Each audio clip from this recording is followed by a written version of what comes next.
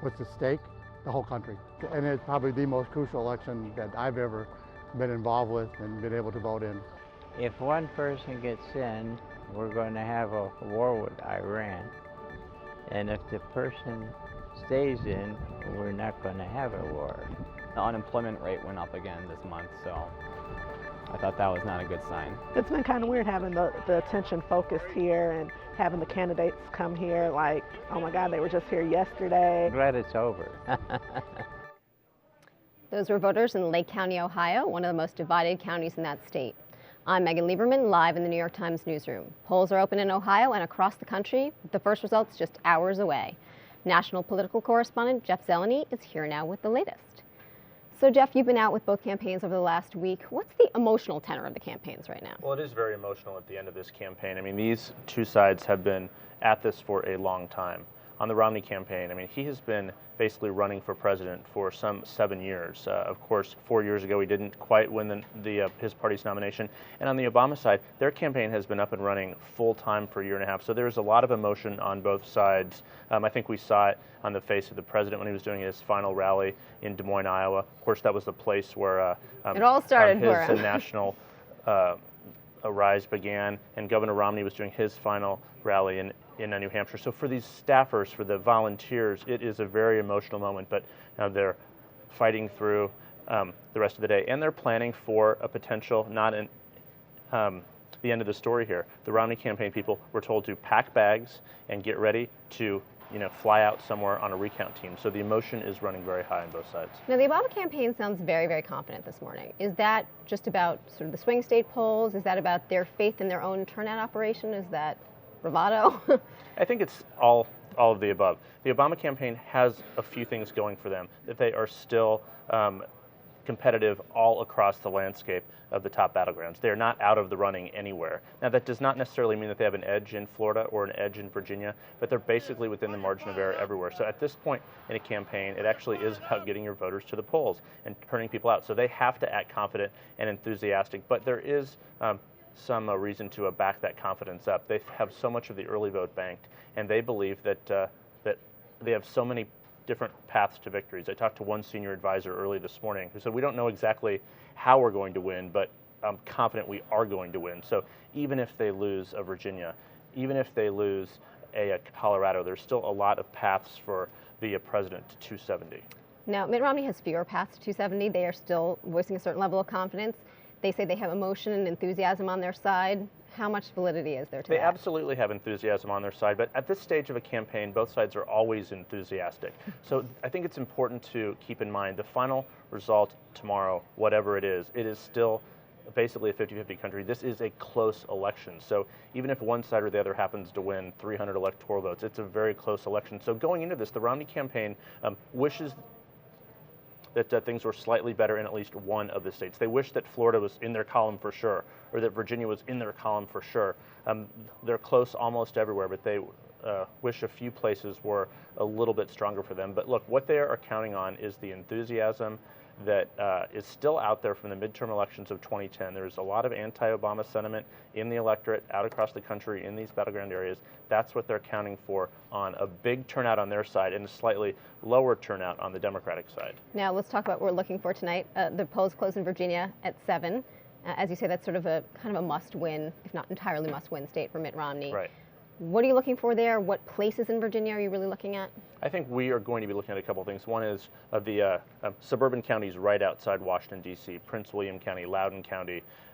Those are places where President Obama did really well 4 years ago. We will see if he's able to hold those counties. If he has a good shot of winning Virginia. And those 13 electoral votes are very important. So we'll be watching those counties as well. And then only a half an hour later, the polls close in Ohio. There are a lot of places in Ohio to watch, but I sort of look at the 3 C's, Cincinnati and Cleveland and Columbus.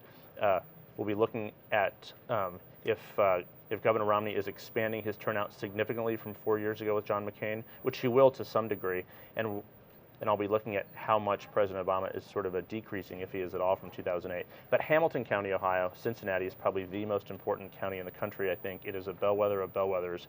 President Obama won it 4 years ago, the first Democrat to do so in some 40 years. If he wins that, home of Rob Portman, I think he has a decent shot of carrying Ohio.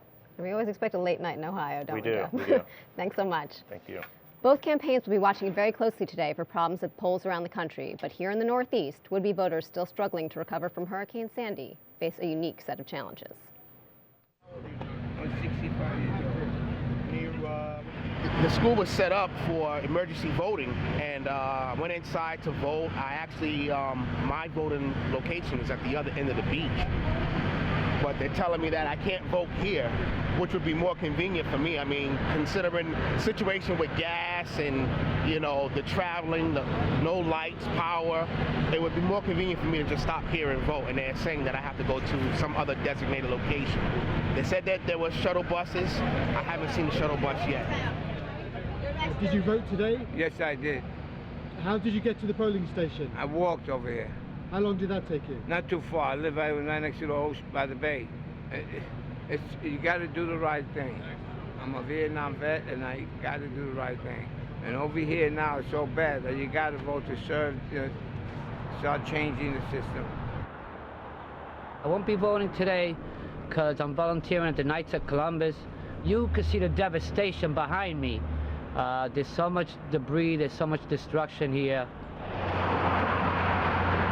Yes, I did vote already this morning. I went down, we were displaced from our normal voting site. My father also, we have different voting sites, but we were able to vote in the same place, which was wonderful, made it much easier due to the gas situation and traveling locally, which has been very, very difficult. I got here by the voter bus.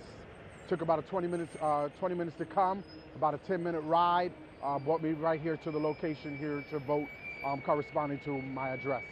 Actually, I only knew through talking to another person that was waiting for the bus to go to work, and they happened to mention to me that there were surrogate voting stations available, and then I was able to follow that through because I was going to plan to vote in Long Island and try to vote there where I work. For more on voting challenges across the region, Metro reporter Thomas Kaplan is here with more. So Tom, things seem generally more chaotic. The lines seem a lot longer around the whole New York area, even places that were not really hit by the storm. That's what's surprising. Actually, some of the worst reports we're getting are from areas not affected by the storm really at all at this point. Places like Park Slope in Brooklyn. Where I live, it was horrible. Yeah, the Upper West Side. Lines of an hour seem to be the norm. Some reports of as long as 2 hours. A lot of problems with the optical scan voting machines, which were used in 2010, but they were not used in 2008. So this is the first time there's been a presidential race with the kind of high turnout. So that may be part of the reason, but that's where a lot of the chaos seems to be actually in places that you wouldn't expect it. So let's talk about the badly hit areas. What's happening in some of the worst affected areas, places like the Rockaways or Staten Island or Nassau County? Well, about 100 polling places have been moved, most of them in Brooklyn and Queens. There have been a couple set up with tents, really kind of improvised, and there have been the kind of problems you'd expect. So folks showing up, not knowing where to go, going to their closed polling place, not knowing where to go to vote. There was a case in the Rockaways where they set up a tent with heaters and generators, except there was no fuel for the generators this morning when the polling place opened. That's not good. Not good. People voting in the dark and the cold. So there have been those kind of hiccups, but largely actually some of the reports we've gotten from those polling places have been pretty positive. Folks saying, you know, after all we've been through, it's great that we have the chance to vote. So let's talk about some displaced voters who can't get to their actual polling places in other parts of the city. In New York, they're being allowed to vote not where they live, but that's presenting certain complications, isn't it? Yes, so folks from downstate are allowed to vote at any polling place by affidavit ballot, but the problem there is you really only can vote in most cases in the presidential race and for United States Senate, which in New York are the two races that are really not competitive. Not very competitive. Yeah, you can't vote in your local races, so that's the hiccup there, and actually some good government groups are worried that people don't realize that, and they'll think, okay, I'll just vote wherever, rather than going to their relocated polling place, and then they'll find out actually the races that are the tightest and where their vote really counts the most, they won't be able to participate in. Now, in New Jersey, they're actually allowing people to go even farther and vote by email, but that is also presenting some unforeseen issues. Yes, New Jersey is a bit of a mess. They not only are allowing folks to vote at any polling place, but also to request mail-in ballots via email or fax and then send those in. That may have seemed like a better idea in concept than in practice. We've heard reports of email boxes being so flooded that folks can't even get a response in time to vote. In other cases, emails bouncing back. There was one county clerk who's using his personal Hotmail account to accept applications for ballots. It's a concerned citizen there, yeah. Yeah, so there are concerns there. I think that is chaotic. And you have the same chaos as well at polling places, folks voting by provisional ballot.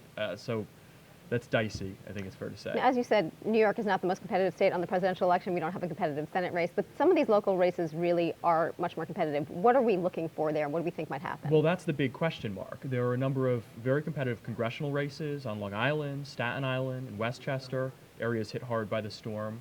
There are legislative races for Albany. There's a battle for control of the state Senate, where some of the key races are in Queens and in Westchester. And nobody really knows what will happen there. I think some of the campaigns, it's a very awkward situation because you want to try to get people to vote, but you don't want to be seen like you're campaigning when people are, still trying to find food and shelter. So it's an awkward situation. The turnout question is a big one. Folks voting maybe, but not being able to vote in these local races. A lot of incumbents are nervous just because they think if nobody is voting, maybe by some fluke, longtime incumbents will lose in these local races. So that I think is the suspense locally in New York moving forward. And tonight, I think, will be a very late night because of that. Thanks, Tom. Thanks. The election could have far-reaching impact in the U.S. on foreign policy. Marcus Mabry is standing by with a look at some of the views from overseas. Marcus? Thanks, Megan. As voters in this country head to the polls, the world is watching. We talked to folks in 5 different countries to get their perspectives on this election. Obama a quand même le mérite d'avoir bien redressé l'image des États-Unis à la suite de Bush, qui avait quand même été sérieusement dégradée. Merci. 好像是第一次就是上台第1年就来中国访问的总统，我了解到是这样的。然后我觉得就可见他对中国还是比较。ما عملش حاجات تخص مصر كويسه ما شعرناش بذلك ما حسيناش بذلك 中国是非常不希望罗姆尼能够上台的，因为他会把中国列为汇率操纵国，就是那种反正就是对中国出口什么都不利嘛。empresário é sempre empresário. Obrigado. Ele já vai querer entrar assim como que ele é o grande dominador de tudo e não é. Monsieur Obama fait des efforts vis-à-vis de l'écologie. L'autre, étant donné que c'est un monsieur qui est très riche et un monsieur qui a plein d'usines, plein de trucs, il ne va pas être favorable à ça parce que les usines, ça pollue. I think that the Obamacare was an important act in American health history. Par rapport à l'Obamacare, je pense que ça n'a pas forcément été une très bonne idée. Je pense qu'il a voulu calquer à l'ensemble du pays et qu'il a oublié le pouvoir des États. Et je pense que c'est un système qu'il a voulu imposer par la force, mais qui n'est pas adapté au système américain.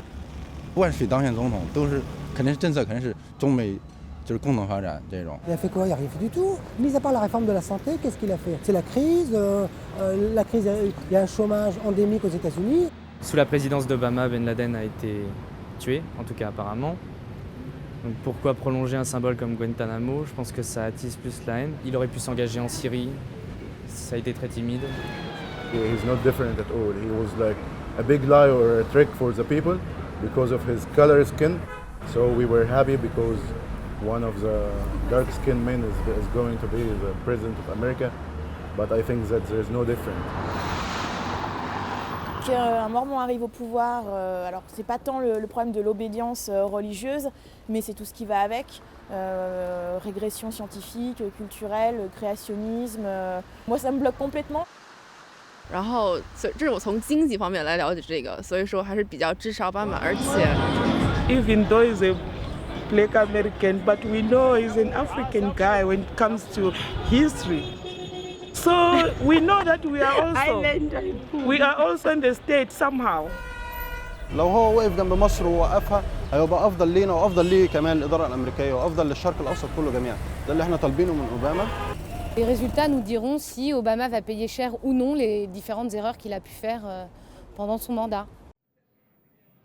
I'm joined now by Susan Shira, former foreign editor here at the New York Times. Susan, thanks for being here. My pleasure.